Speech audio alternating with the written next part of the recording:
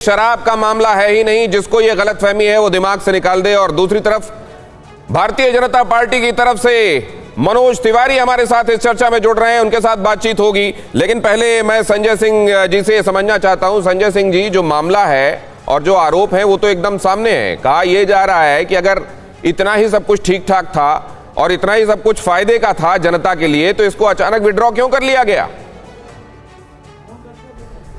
संजय सिंह जी को लगता नहीं मुझे कि आवाज जा रही है। जब तक वो पैच होते हैं हमारे साथ और उनको मेरी आवाज जाती है, मैं जरा मनोज तिवारी जी के पास चलता हूं। मनोज तिवारी जी, मैं आपके ट्वीट देख रहा था। आपने कहा कि अब दूध का दूध और पानी का पानी हो जाएगा, और आप कह रहे हैं कि दोस्तवाद है और दोस्तवाद में एक दूसरे को बचाया जा रहा था। इधर तो कहा जा रहा है कि घबरा गई भारतीय जनता पार्टी, कद बढ़ गया अरविंद केजरीवाल का ये देखकर।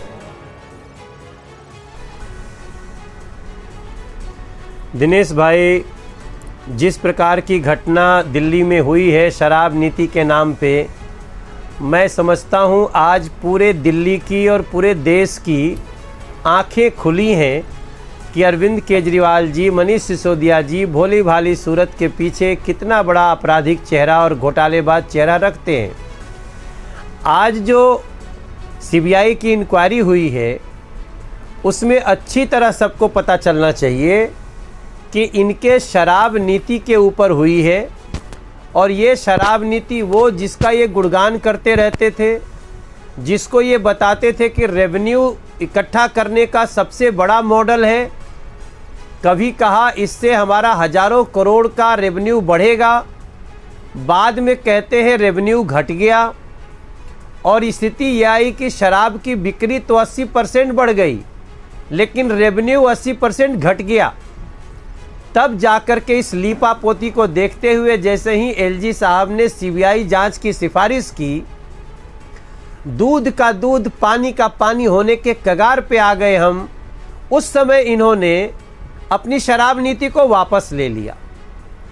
आज सबसे बड़ी सवाल यही है कि अगर आपका शराब नीति अच्छा था, अगर आपकी शराब नीति में कोई खोट नहीं थी, कोई घोटाला नहीं था, तो सीबीआई की जांच शुरू होते हुए आपने इसको वापस क्यों ले लिया? लीजिए, अब आइए जवाब लेते हैं। बात की जवाब देना है। मनोज जी हमारे साथ मौजूद हैं, संजय सिंह मौजूद हैं, और आप दोनों को जनता देख रही है। संजय सिंह जी, एक सवाल उठाया गया है कि ये सब इतना ही बढ़िया था तो वापस क्यों ले लिया गया?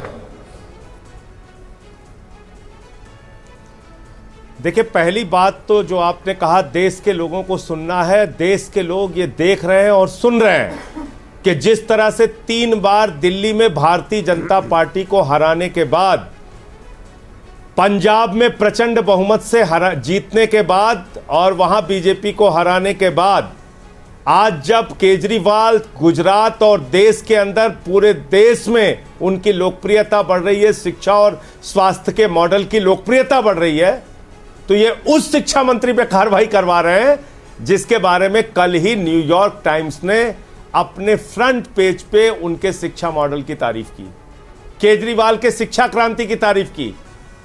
मोदी जी को खुश होना चाहिए था, लेकिन उनकी सोच इतनी छोटी है कि आप देखिए कि वो ऐसे शिक्षा मंत्री पर कार्रवाई कर रहे हैं जिनकी लोकप्रियता पूरी दुनिया में है।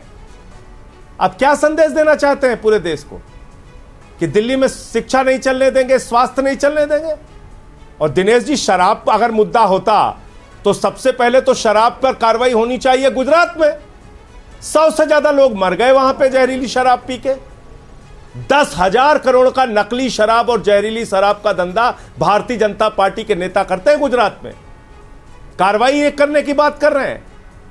भारतीय जनता पार्टी कैसे कैसे लोगों को राजा हरिश्चंद्र बना देती है और कैसे कैसे लोगों को भ्रष्टाचारी बना देती है, इसकी कहानी बताऊं क्या? येदियुरप्पा घोटालेबाज थे, उनको निकाला, अब वो संसदीय बोर्ड में आ गए। व्यापम घोटाला, संजय जी, ये हजारों करोड़ का घोटाला, ये जेल गया, किसी को सजा हुई? इस पर मैं जवाब लेता हूं, ये जवाब लेता हूं। ये 42,000 करोड़ के घोटालेबाज डीएचएफएल वाले, मैं इस पर जवाब लेता हूं। 29 करोड़ चंदा दिया है बीजेपी को। संजय जी, मैं डीएचएफएल ने 42,000 करोड़ का घोटाला करके 29 करोड़ बीजेपी को चंदा दिया, हुई कोई कार्रवाई नहीं? बिल्कुल ठीक। इस पर जवाब लेता हूं का घोटाला हुआ, मैं इस पर जवाब लेता हूं। लेकिन आपसे जवाब जो लिया गया है वो ये लिया गया है कि आबकारी नीति जिसको लेकर ये पूरा बवाल है, ये इतनी फ्रूटफुल थी और बढ़िया थी जनता के लिए और आपके एक्सचेकर के लिए, राजस्व के लिए, तो जब जांच शुरू हो गई तो विड्रॉ क्यों कर लिया? एक एक करके बताता हूं, ध्यान से सुनिएगा। यह शराब नीति जब अप्रूव हुई तो भाजपाइयों ने पूरे दिल्ली में हल्ला मचाया, अरे ठेके बहुत खुल गए, ठेके बहुत खुल गए। जब अप्रूव्ड हुई कैबिनेट से, उस समय भी आधिकारिक रूप से आपके चैनल पे बोल रहा हूं, पुराने ठेकों की संख्या से 4 ठेके कम थे। एक बात। उसके बाद जो पॉलिसी पे ऑब्जेक्शन लगाया एलजी महोदय ने, तत्कालीन अनिल बैजल जी ने, उसको कैबिनेट ने संशोधित करके अप्रूव करके भेजा। जब भेजा तो 2 दिन पहले उस अप्रूव्ड पॉलिसी को उन्होंने बदल दिया, जिसके कारण से आधे से ज्यादा शराब के ठेके दिल्ली में खुल ही नहीं पाए। और ये मेरी बात मत मानिए, आप अपने चैनल से इस मेरी बात की जांच कराइए, मैं सही बोल रहा हूं या गलत बोल रहा हूं। एक बात, जब इन्होंने दिल्ली के अंदर, हमने कहा कि भाई जब जांच हो रही है तो बैजल की भी जांच हो जाए, पूरी बीजेपी उनके साथ खड़ी हो गई, पूरी की पूरी बीजेपी। क्यों भाई, आप नकली शराब बेचना चाहते हैं दिल्ली में? जहरीली शराब से गुजरात की तरह दिल्ली के लोगों को भी मारना चाहते हैं? एक पॉलिसी यहां पर आई, उसको आप यहां पे लागू नहीं होने दे रहे हैं, फिर कह रहे हैं आप पुरानी क्यों लेके आए? चित भी मेरी, पट भी मेरी, चारों तरफ से आप क्यों ऐसे काम कर रहे हैं? मनोज जी, आपको लोग देख रहे हैं कि आपके राज में 3 गुना काला धन बढ़ गया। आइए जवाब ले ले, अभी इस पॉलिसी पर जवाब ले ले, फिर बाकी चीजों पर चलते हैं। अभी इस पॉलिसी पर जवाब ले ले। मनोज जी, सुना आपने? का गला दबा रहे हैं आप। देखिए, अब संजय भाई ने जितनी बातें रखी उसमें 2-3 बातों को आज समझना बहुत ज़रूरी है। जब 2021 के मई में जब कोरोना का दूसरा लहर चल रहा था, लोगों को ऑक्सीजन की ज़रूरत थी, जान जा रही थी, तो उस समय दिल्ली की आम आदमी पार्टी की सरकार और मनीष सिसोदिया जी स्पेशली, वो 145 करोड़ रुपया शराब माफियाओं को छूट दे दिए जो दिल्ली के खजाने में आना था। आगे चल के एलजी साहब ने, तत्कालीन एलजी ने इस पे आपत्ति दर्ज की कि ये लीगल नहीं है, कैसे ऐसा कर सकते हैं। हड़फड़ी में कैबिनेट ने फैसला वापस ले लिया, लेकिन गैर कानूनी नियम बनाना नहीं छोड़ा। और आज जब हम ये पूछ रहे हैं कि सीबीआई इंक्वायरी के बाद आपने क्यों वापस ले लिया, जितनी बहस संजय भाई साहब चैनल पे कर रहे हैं, वो चैनल से जांच कराने को बोल रहे हैं, लेकिन सीबीआई की जांच के जवाब नहीं देना चाह रहे हैं। तो इसके पीछे का जो सबसे बड़ा मोडस ऑपरेंडी है कि इतने बड़े घोटाले को छुपाने के लिए ये बताते हैं कि न्यूयॉर्क टाइम्स में हमारा तारीफ छपा है। अब आप देखिए, न्यूयॉर्क टाइम्स की जानकारी आपको दे रहा हूं। अभी मैंने न्यूयॉर्क टाइम्स के इनके एडवर्टीजमेंट को, दैट इज नॉट आर्टिकल, ये एडवर्टीजमेंट है। कैसे है? न्यूयॉर्क टाइम्स में जो छपा है वही खलीज टाइम्स में भी छपा है। न्यूयॉर्क टाइम्स में भी जो फोटो और मनीष सिसोदिया जी की छपी है वही खलीज टाइम्स में छपती है। क्या न्यूयॉर्क टाइम्स और खलीज टाइम्स मिल गया है? क्या न्यूयॉर्क टाइम्स और खलीज टाइम्स दोनों के पास शब्द नहीं है? आप दिल्ली के खजाने के पैसे से न्यूयॉर्क टाइम्स में और खलीज टाइम्स में पेड न्यूज छपवा करके देश को धोखा दे सकते हैं। जवाब दे दो। संजय जी, मैं आ रहा हूं, लेकिन मनोज जी, ऐसा भी तो होता है कि एक आदमी अगर कोई आर्टिकल लिखता है तो साइमल्टेनियसली कई पब्लिकेशंस में भी तो छप सकता है, अगर उसने छपने के लिए भेजा है तो क्या ये पहली बार हो रहा है? और लेकिन इस पर जवाब लेने के लिए आर्टिकल में छपेगा जी नहीं, मैं एक लाइन और कंप्लीट करने दीजिए मुझे दिनेश जी। एक लंबा समय संजय जी ने लिया, मैं बीच में बिल्कुल डिस्टर्ब नहीं कर रहा हूं।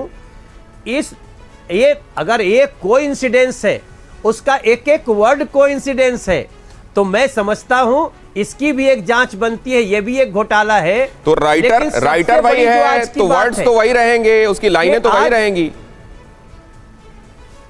राइटर एक ही है, तो उसने कई पब्लिकेशंस को अगर भेजा है और 2 पब्लिकेशंस में एक साथ उसको जगह दी है अपने अखबारों में, तो क्या ये पहली बार हो रहा है मनोज जी? लेकिन जवाब लेता हूं मैं, संजय जी से जवाब लेता हूं। संजय जी, एडवर्टीजमेंट है, ये आर्टिकल नहीं है। नहीं, अभी मेरी एक लाइन और जोड़ लीजिए। अच्छा, हाँ बताइए। ये एडवर्टीजमेंट है, आर्टिकल नहीं है। दूसरी बात कि आप शिक्षा नीति पे ये सीबीआई की रेड नहीं पड़ी है, ये रेड पड़ी है शराब नीति हाँ, ये पे। दोनों बातें बड़ी डिस्टिंग्विश्ड हैं। शराब नीति पे बताना उसको चाहिए। तो शिक्षा और स्वास्थ्य के मामले पर आपके किए हुए कामों को कटघरे में नहीं खड़ा किया गया है। शराब नीति में गड़बड़ झाला था, उसको लेकर जांच चल रही है। और दूसरा, ये कैसा सुखद संयोग है कि एक आर्टिकल दो जगहों पर अलग अलग समय में अलग अलग अखबारों में प्रकाशित हो रहा है और उसको आप कह रहे हैं कि आपकी उपलब्धि है। देखिए दिनेश जी, मेरी गलती नहीं है। 7-8 मिनट आपका चैनल ने पता नहीं किस कारण से तकनीकी वजह से बर्बाद हो गया, वरना मैं अपनी सारी बातें रख पाता, क्योंकि मुझे अगले चैनल पे जाना है, इसलिए मैं बहुत संक्षिप्त अपनी बात खत्म करूंगा। पहली बात तो यह कि इनके सारे वीडियोज उठा के दिखाइए। जब इन्होंने केजरीवाल के दफ्तर पे छापा मारा, कहा बहुत बड़ा भ्रष्टाचार पकड़ लिया है, कल ही फांसी हो जाएगी, परसों उल्टा लटका दिया जाएगा, राजेंद्र कुमार तो अब बचेगा नहीं, उसकी कई कंपनियों का घोटाला मिल गया है, कुछ नहीं निकला।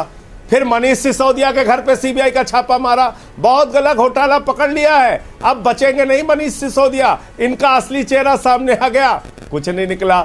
सुंगलू कमेटी बनाई, 400 फाइलों की जांच कराई, बाद में कह दिया कुछ नहीं निकला। 40 विधायकों को गिरफ्तार करके जेल में डाला, बाद में कह दिया कुछ नहीं निकला। दिल्ली पुलिस को फटकार भी लगी कोर्ट के अंदर, अभी इसी तरीके से चीख रहे हैं, देखिए देखिए बहुत बड़ा घोटाला पकड़ लिया है। हताश हो गए, निराश हो गए, कुछ नहीं मिलेगा। मैं फिर बता रहा हूं संजय जी, आप अभी अखबार मंगा रहे थे, वो आर्टिकल आप किसी को इशारा कर रहे थे। हमारा शिक्षा संजय जी, आप किसी को अखबार पे आ जाते, आप अखबार पे आता हूं, अखबार पे आता हूं। खलीज टाइम्स की अंतिम लाइन पढ़िए, मैं नहीं पढ़ूंगा, आप पढ़िए। भाजपा के अनपढ़ों की जमात को अपने चैनल पे एक्सपोज कीजिए। आप पढ़िए अंतिम लाइन क्या लिखा हुआ है, बताइए पढ़िए अंतिम लाइन क्या लिखा हुआ है। न्यूयॉर्क टाइम्स से प्रायोजित, पढ़िए आप उसको। खलीज टाइम्स आप पढ़ दीजिए दिनेश जी, वो नहीं मानेंगे। न्यूयॉर्क टाइम्स से आदमी है, प्रायोजित से आप लोग लेख उन्होंने लिया है और उसको क्रेडिट भी दिया है। मनोज जी, वाह, आप मनोज जी, आप तो पढ़े लिखे आदमी है। किस अनपढ़ ने आपको यह बता दिया? किस अनपढ़ ने बता दिया आपको? नहीं, उसमें साफ साफ उसने लिखा है, न्यूयॉर्क टाइम्स के संजय जी से लिया हुआ है वो। इस पे वो खलीज टाइम्स से थोड़ी छापा है, जवाब देने अक्षर साहब जो आप कह रहे हैं, वो तो लिख रहा है साफ साफ। हाँ, वो तो लिख रहा है कि न्यूयॉर्क टाइम्स से लेके छापा है। भैया तो मैं पूछना चाह रहा हूं कि क्या खलीज टाइम्स जैसा अखबार, उसके पास अपने पत्रकार आपके बारे में लिखने की क्षमता नहीं रखते हैं, जो एक ही आर्टिकल को 2 जगह छपवाना पड़ता है? अरे भैया, और वो कितना बड़ा एडवर्टीजमेंट है, ये हमको बताने की आवश्यकता नहीं है। बहुत सारे अखबार, दूसरी बात, नहीं, बहुत सारे अखबार, बहुत सारी खबरें दूसरे के सौजन्य से लेते हैं। संजय भाई,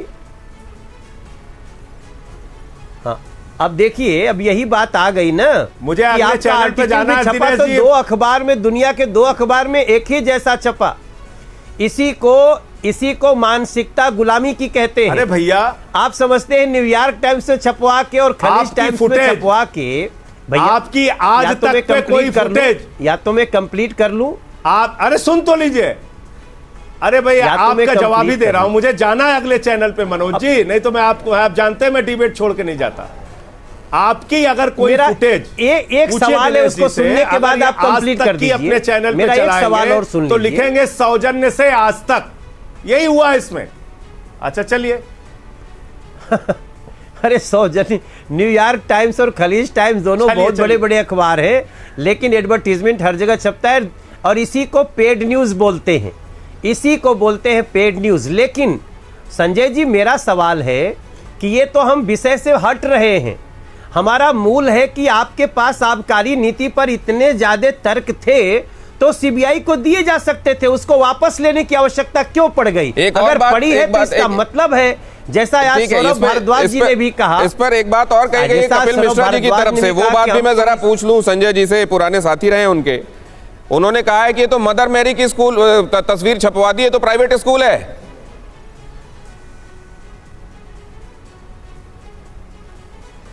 देखिए, वो सारी जांच इन लोगों को कराने दीजिए, जैसे सब जांच करा रहे हैं, इसकी भी जांच कराएं। ये तो इसी के लिए बने हुए हैं। इनको दिल्ली में शिक्षा अच्छी होती हुई दिखती नहीं। मोदी जी को इससे परेशानी है कि अमेरिका के न्यूयॉर्क टाइम्स में केजरीवाल के स्कूल कैसे छप गए। संजय जी, अगर ये बात सच है, ये जांच कराने दीजिए। नहीं, वैसे आप ऐतराज करेंगे क्या? इंक्वायरी करा दें। आप आर्टिकल लिखने वाले को इस बात पर ऐतराज करेंगे क्या, आप इस अखबार को, कि आपने जो तस्वीर छापी है गलत है, सरकारी स्कूल की जगह प्राइवेट की छापी है, आपने लेख जो है वो सरकारी स्कूल के बारे में था? भैया मैं कह रहा हूं कि सरकारी स्कूल की छापी है या प्राइवेट स्कूल की छापी है, इस पे अगर भारतीय जनता पार्टी को बहुत ज्यादा पेट में दर्द है, रात में नींद नहीं आ रही है, तो इसके लिए एक अलग सीबीआई इंक्वायरी करा लें। आपके चैनल पे मैं कह रहा हूं। नहीं, वैसे संजय जी, अगर आपने कहा है कि लेकिन थोड़ा पढ़े लिखे लोगों से जानकारी लेके, अच्छा, पढ़े लिखे लोगों से जानकारी लेके तब टीवी पे बोला करें। मनोज जी पढ़े लिखे आदमी हैं, इनको किसी अनपढ़ ने बता दिया, उसमें तो साफ साफ लिखा हुआ है कि उसने न्यूयॉर्क टाइम्स से प्रायोजित। संजय जी, एक बात मैं आपसे और जानना चाहता हूं कि जब कभी केंद्रीय एजेंसियां अगर दिनेश जी 8 मिनट मेरा बस 1 मिनट का वक्त और आधे मिनट का वक्त और, कि केंद्रीय एजेंसियां जब कभी किसी पर कार्रवाई करती है तो ये एक रवायत चल निकली है कि ये हमको टारगेट बनाया जा रहा है। केंद्रीय एजेंसियां अभी इस सरकार के समय से काम नहीं कर रही हैं, बहुत पुराना काम कर रही हैं। क्या ये केवल टारगेट बनाने के लिए इनका इस्तेमाल होता है? नहीं, केंद्रीय एजेंसी खासतौर से ईडी, वो तो इतनी निष्पक्षता और इतनी ईमानदारी से काम करती है दिनेश जी, कि आपके चैनल के दर्शकों को पता होना चाहिए कि 3000 रेड मारी उन्होंने, और आरोप कितने लोगों पे सिद्ध किया 8 साल में? 29 लोगों पे। यह है ईडी की असलियत, जो आपके चैनल के माध्यम से पूरे देश को पता होना चाहिए। मनोज जी और संजय जी, मनोज जी कुछ कहना चाह रहे हैं और इसके साथ हम कंक्लूड करेंगे। संजय जी, आपका बहुत आभार कि आप हमारे साथ चर्चा में जुड़े। 6000 करोड़ रुपए लूट के संदेशरा चले गए। मनोज जी कंक्लूडिंग। 9000 करोड़ विजय माल्या लूट के चला गया, उसकी जांच नहीं करती। जी मनोज जी, आज सीबीआई और ईडी के इसी रुख का परिणाम है कि एक महीने में जहां 25,000 करोड़ रुपए की जीएसटी आती थी, आज 1,60,000 करोड़ की जीएसटी भी आ रही है एक महीने में। तो इसको तो अप्रिशिएट करना चाहिए संजय भाई को, क्योंकि देश के हित में इसका लाभ हो रहा है। और सबसे मूल बात है, मैं तो कह रहा हूं 3-4 लाख लोगों पे आरोप सिद्ध करके कि हमारे अरविंद केजरीवाल जी को जांच से डर क्यों लगता है, क्यों सीबीआई की इंक्वायरी होते ही आबकारी नीति वापस हो गई। तो अब जान लीजिए, अभी तो मुझे लगता है इसमें मनी लॉन्ड्रिंग का भी केस बनता है, और मुझे लगता है कि ये आपने तो स्वागत कर दिया आधिकारिक रूप से। अरविंद केजरीवाल जी तक भी पहुंचे। बहुत धन्यवाद करूंगा आप दोनों का। ये जांच की एक तरफ से बहुत धन्यवाद मनोज जी आपका, संजय जी आपने वक्त निकाला, आप दोनों का बहुत शुक्रिया करूंगा।